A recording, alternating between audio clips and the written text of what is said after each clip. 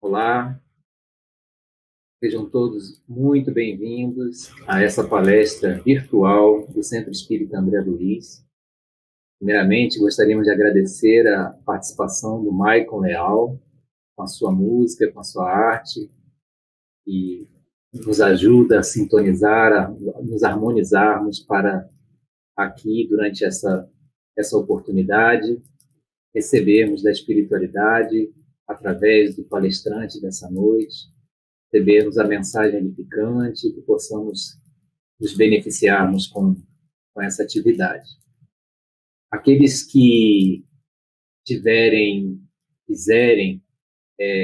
purificar a sua água, podem colocar ao lado do computador, do celular, o próximo, e com certeza a espiritualidade amiga, os mentores de cada família, estará nos assistindo nessa oportunidade. Então, para começar, nós vamos iniciar com a prece. Então, convidamos a todos para nos colocarmos numa posição confortável. Podemos fechar nossos olhos e, assim, juntos, em pensamento, possamos então dizer: Mestre Jesus, Deus, nosso Pai, aqui estamos reunidos nesse momento, através das ondas da tecnologia que nos une, nos coloca nesse momento em sintonia com os trabalhadores do bem, com os trabalhadores espirituais da Casa de André Luiz, a espiritualidade maior, e nossos benfeitores. E possamos, durante essa oportunidade, abrirmos nosso coração para recebermos a mensagem do Cristo, para recebermos a mensagem da doutrina espírita e para que possamos vivenciá-los em todos os momentos de nossas vidas. E possamos também mantermos em sintonia com o alto e levar em nossos pensamentos, em nossas vibrações, para cada lar, para cada coração que nos assiste, as nossas melhores energias, os bálsamos de cura, de paz e de harmonia.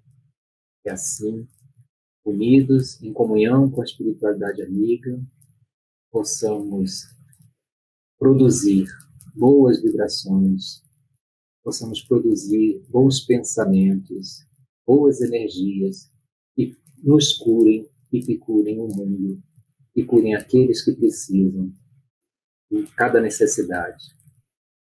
E durante essa palestra, possamos esclarecer nossas mentes e acalentar nossos corações.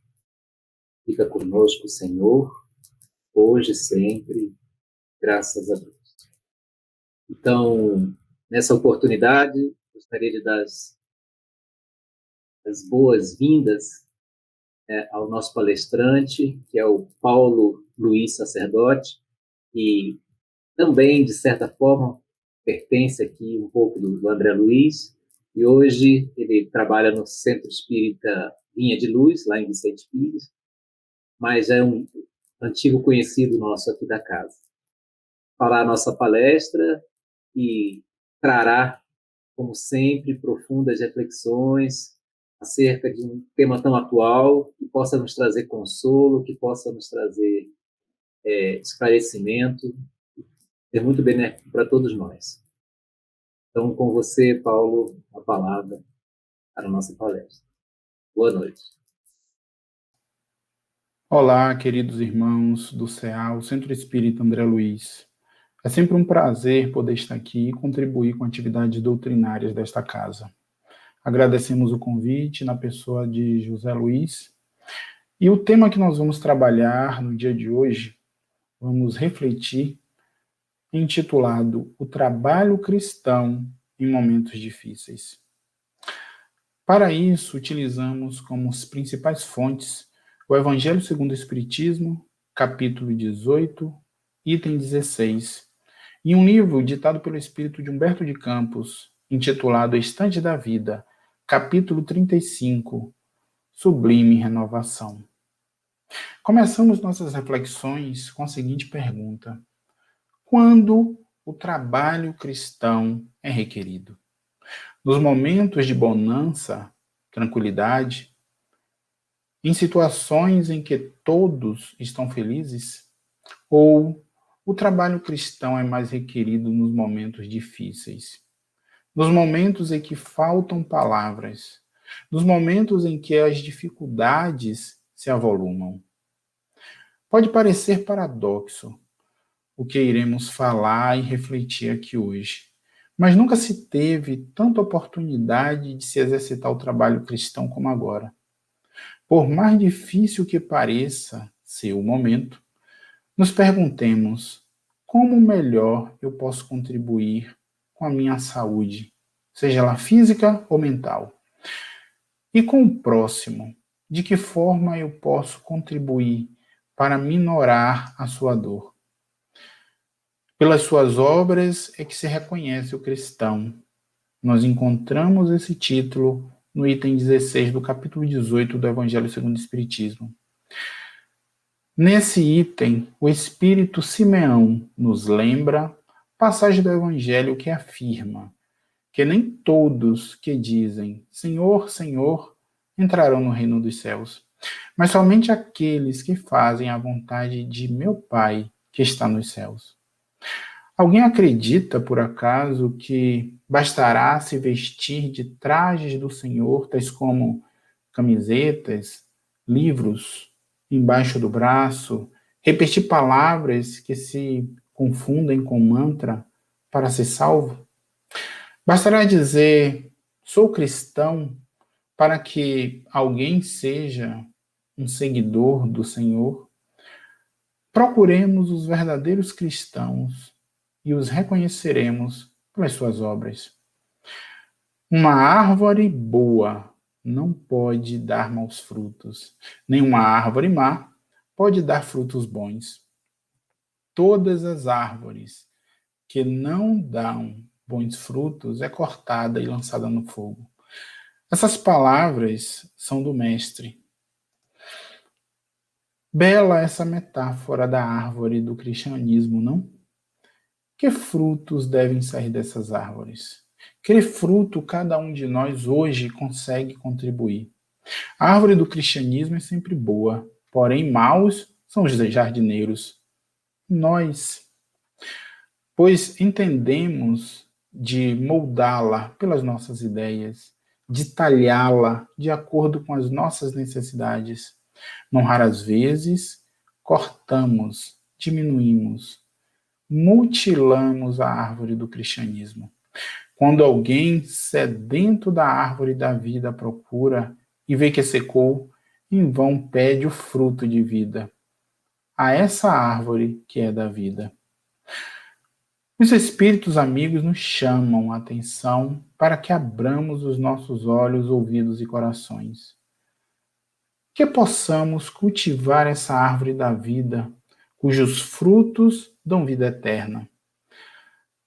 À medida que a gente é refletindo sobre essas palavras de efeito, essas metáforas, nos perguntamos, essas figuras de linguagem parecem confusas, não? Árvore da vida, vida eterna, abramos os nossos olhos, ouvidos e corações. Quantos de nós tivemos situações financeiras abaladas nos últimos meses? Quantos de nós tivemos a separação abrupta de entes queridos, impostas aparentemente de forma prematura pela pandemia? Quantos de nós tivemos relacionamentos em atrito, fazendo com que a separação conjugal fosse a única saída? Enfrentar esses reveses da vida sem um amparo, os ensinamentos do Evangelho, torna a nossa jornada muito, mas muito mais penosa e difícil. Porque nem todos os que dizem Senhor, Senhor entrarão no reino dos céus. Por que entrarão no reino dos céus somente os que fazem a vontade do Pai, do nosso Pai que está nos céus? Será que no dia a dia, desde o momento em que acordamos, estamos fazendo a vontade do nosso Pai? Ou estamos fazendo a nossa vontade? E aí eu lhes pergunto, que vontade é essa que estamos fazendo? No livro Estante da Vida, Humberto de Campos narra um momento bastante sublime, em que Tiago, discípulo de Jesus, extremamente ligado à lei antiga, alguns meses depois da crucificação, tomou-se de profunda saudade do Mestre Jesus. Desejoso por receber a visita de Jesus, afastou-se dos companheiros de apostolado, demandando deleitoso retiro nas adjacências de Nazaré. Tiago, que pretendia conciliar os princípios do Cristo com os ensinamentos de Moisés, não tolerava os distúrbios da multidão. Pensava ele, não seria mais justo aguardar o Mestre Jesus na tranquilidade, na quietude do campo e na bênção da prece? Por que misturar-se com os gentios irreverentes? Quantos de nós não pensamos assim, não é? Afastar da confusão, do tumulto, porque isso agita a nossa mente, não permite, muitas vezes, que nós consigamos fazer um contato com o plano superior. Simão Pedro e os demais cooperadores do Cristo haviam permanecido em Jerusalém, confundindo-se com meretrizes e malfeitores.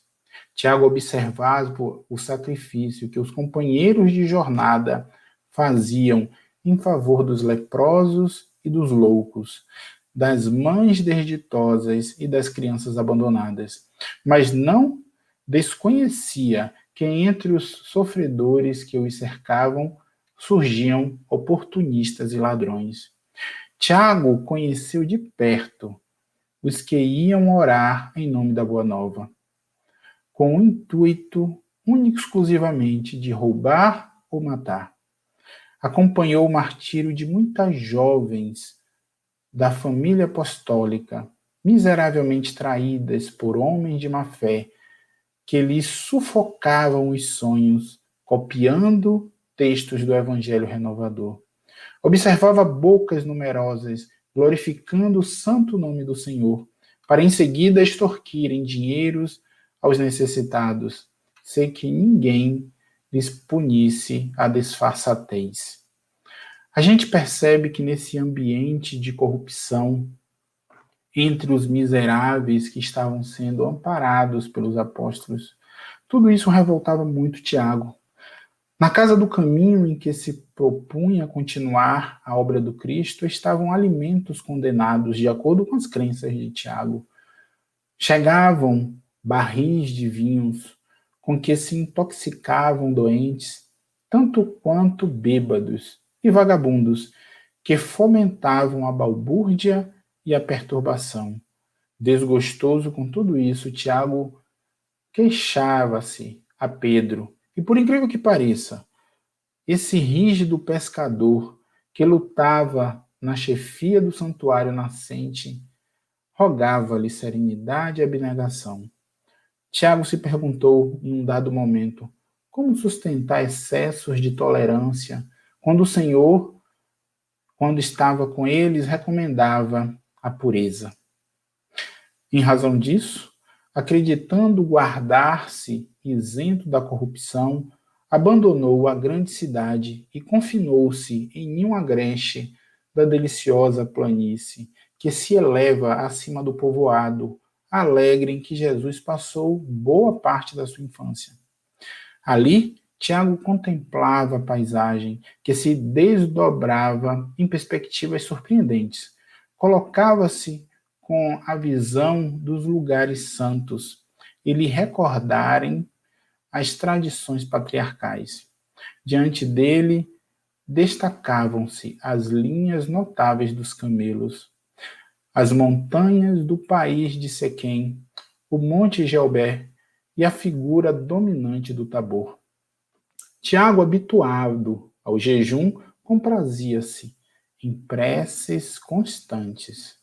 Vestido sempre com roupas limpas, erguia-se do leito rústico todos os dias para meditar as revelações divinas e louvar o celeste orientador, aguardando-lhe a vinda de Jesus. Não existe nada mais santificante para Tiago do que reencontrar o Mestre nesse ambiente propício da prece e meditação construída por ele.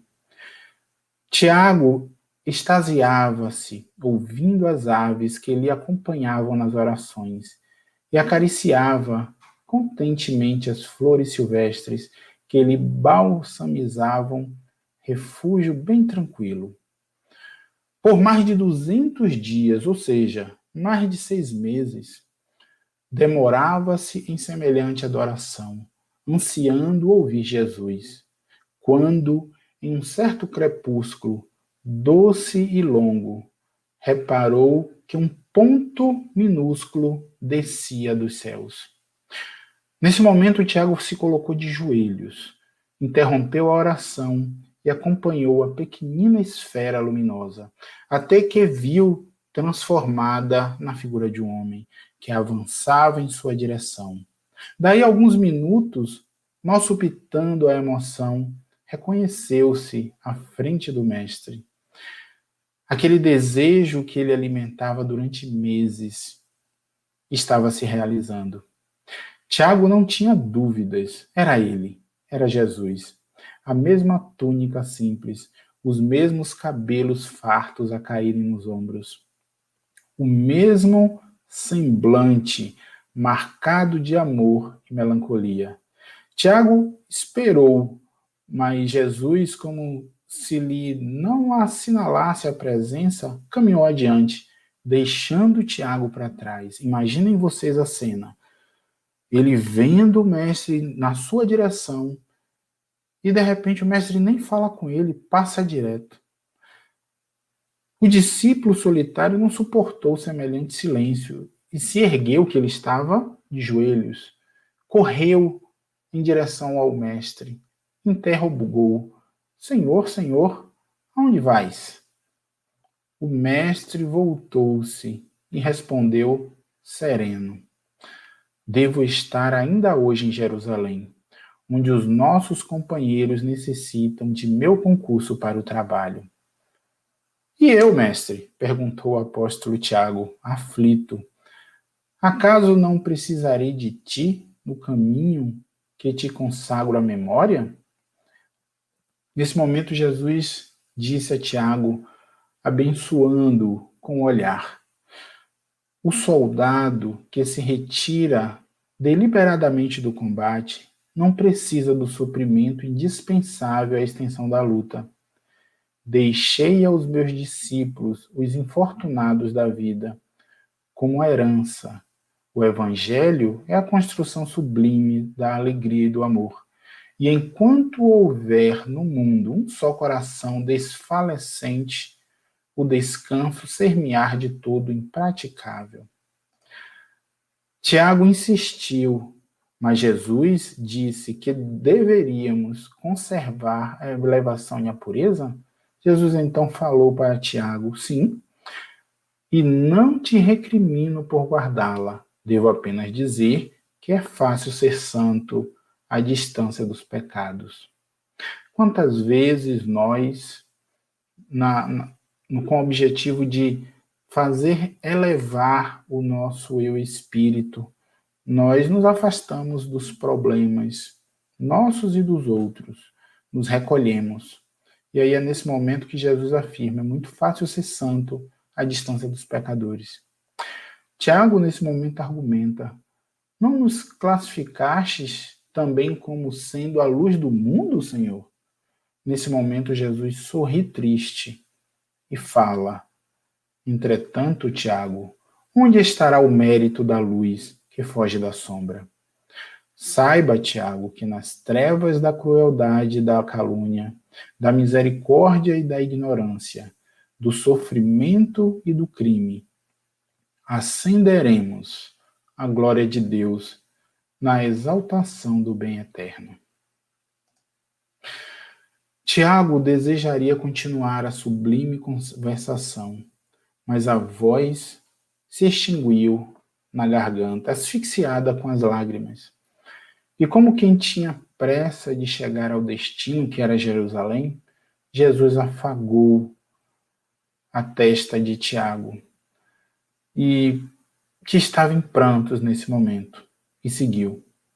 Na mesma noite, porém, o apóstolo, renovado, desceu para Nazaré e durante longas horas avançou devagar para Jerusalém, parando aqui e ali, para essa ou aquela tarefa de caridade e de reconforto.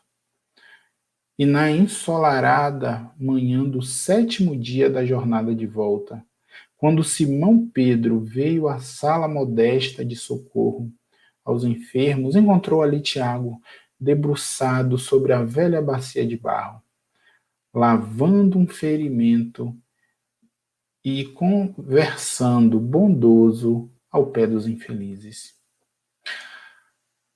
Essa é uma das mensagens mais sublimes que eu conheço, narrada por Humberto de Campos. Ele mostra como é feito esse processo de renovação de Tiago. E olha que Tiago era um apóstolo de Jesus. Conviveu com Jesus durante bastante tempo. E ainda assim, após a sua crucificação, ele tinha um entendimento de que precisava se isolar, sair daqueles problemas, achando que elevar o seu espírito conseguiria apenas à base de preces, orações e recolhimentos. E aí nos perguntamos mais uma vez, por que muitos dos que dizem Senhor, Senhor, não entrarão no reino dos céus? Porque aqueles que dizem apenas palavras soltas, sem refletirem o que vai no íntimo, não são agradáveis a Deus. A Deus agrada mais a devoção sincera, partida do coração. E, acima de tudo, aprovada por atitudes do bem. Nem sempre a balbúcia de palavras reverenciando o Senhor é acompanhada de atos que identificam um verdadeiro cristão. E aí nos perguntamos, e qual é a vontade do Pai que está nos céus? A resposta é que nos comportemos como verdadeiros cristãos e façamos o bem nos termos ensinados por Jesus, não importando a religião que qualquer um pertença. Ele pode nem mesmo ter religião. Não são os títulos religiosos de que somos detentores que nos levará a Deus, mas sim nossas obras. Como se conhece então o verdadeiro cristão? Pelas suas atitudes com relação ao próximo, pelas obras que pratica e pela sua vivência real dos ensinamentos do Cristo. O verdadeiro cristão se revela pela reforma íntima, porque fizer para si mesmo, para o eu espírito, e pelo esforço que faz para vencer os seus maus pendores. O cristão não é aquela pessoa perfeita que não possui erros nem falha, ao contrário, todos nós possuímos e vamos possuir ainda muitos desses erros. Mas o esforço que eu emprego para superar esses mal hábitos, mal pendores, digamos assim, é que caracteriza mais ou menos, não é, a essência de ser cristão. E qual o papel do cristianismo nesse processo? O cristianismo, através do seu código moral cristão, o evangelho, é a expressão das leis divinas e, por isso, exerce o nobre papel de conduzir por um único caminho todas as criaturas ao Pai, a Deus. O cristianismo, qual o fizeram há muitos séculos, continua a pregar essas virtudes. Esforcemo-nos por espalhar seus frutos, mas com poucos os colhem. Por que o cristianismo, então, sendo essa árvore possante, não conseguiu ainda implantar-se na terra? Não é esquisito isso? Estamos labutando sobre esses ensinamentos há mais de 2000 anos. A resposta é porque os homens, nós, procuramos moldá-las pelas nossas ideias, perturbando as suas finalidades, levando-a a se afastar da sua feição original. Nos ensina Emmanuel no livro O Espírito de Verdade.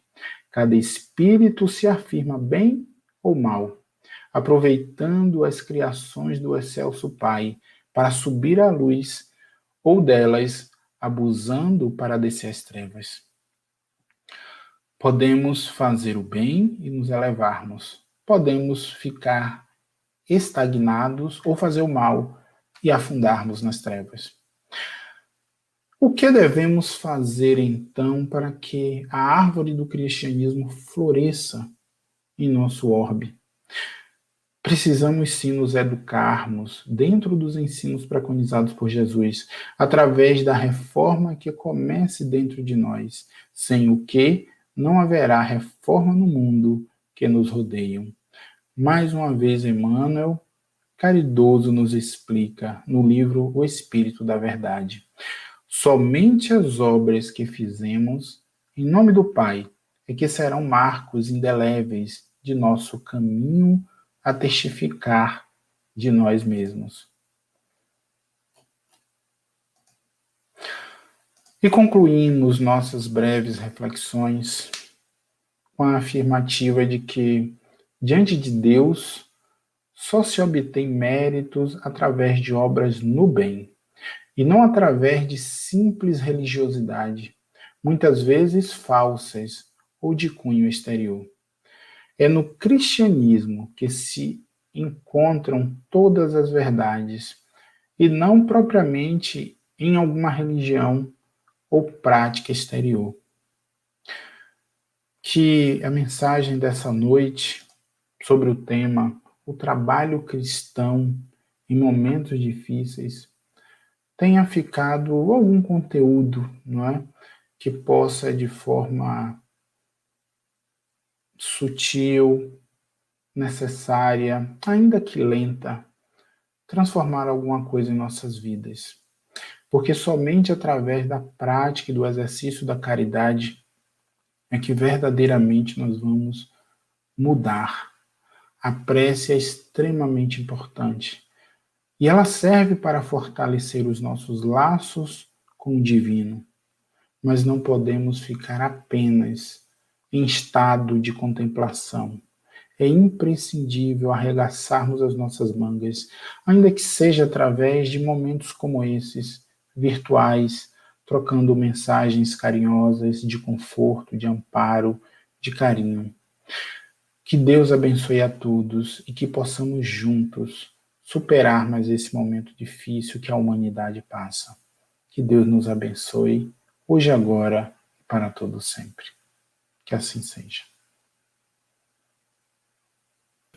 Muito obrigado, Paulo, por essas palavras, por essas reflexões que você trouxe nesse momento, que elas possam, com certeza elas vão servir para todos nós, para continuarmos refletindo sobre o nosso comportamento, sobre o Evangelho do Cristo, e que você possa continuar o seu trabalho de divulgação da doutrina, do Evangelho, e ser sempre abençoado e amparado como foi nessa oportunidade.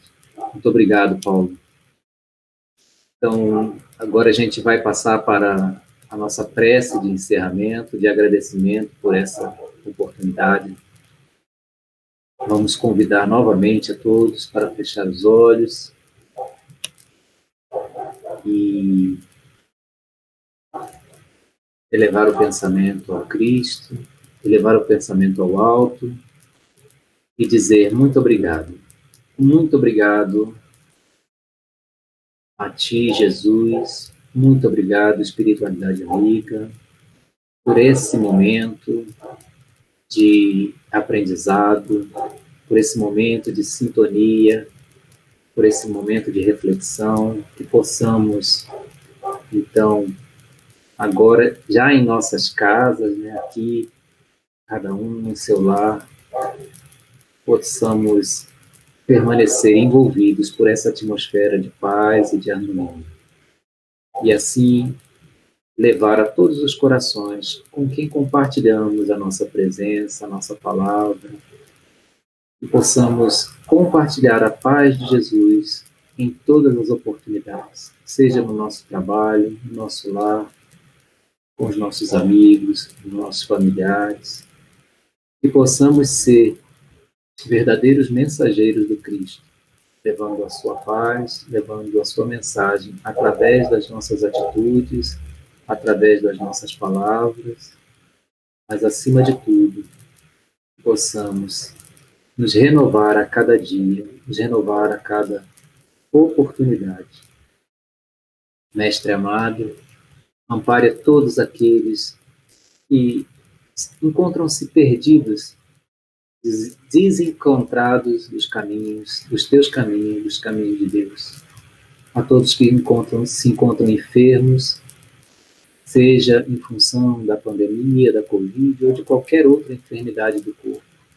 Os enfermos da alma, os enfermos emocionais, e por muitas vezes também passamos por essas dificuldades, que possamos todos ser envolvidos pelo médico dos médicos, que é o Senhor Jesus, que possamos trazer essa paz e permanecer conosco em todos os momentos. Possamos contribuir para a atmosfera de um mundo melhor com os nossos pensamentos, com as nossas energias de amor e luz. Ser conosco, Jesus, hoje e sempre. Graças a Deus.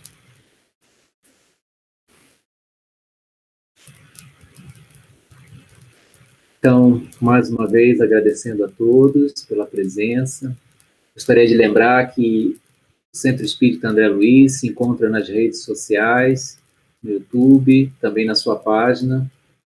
As nossas palestras virtuais ocorrem todo domingo às 17 horas e às quartas-feiras às 19h30. Muito obrigado mais uma vez e até a próxima.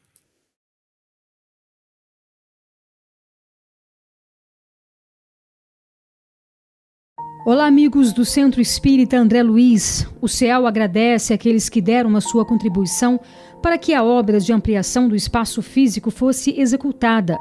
Solicitamos que os nossos colaboradores continuem nos apoiando para que possamos cumprir nossos compromissos com os salários dos funcionários que cuidam da manutenção e segurança da nossa casa e também as despesas com água, energia elétrica, material de limpeza e etc. As doações podem ser de qualquer valor e podem ser via conta bancária ou na secretaria pela manhã. Mais informações no nosso site www.cealdf.org.br. O CEAL conta com a sua contribuição.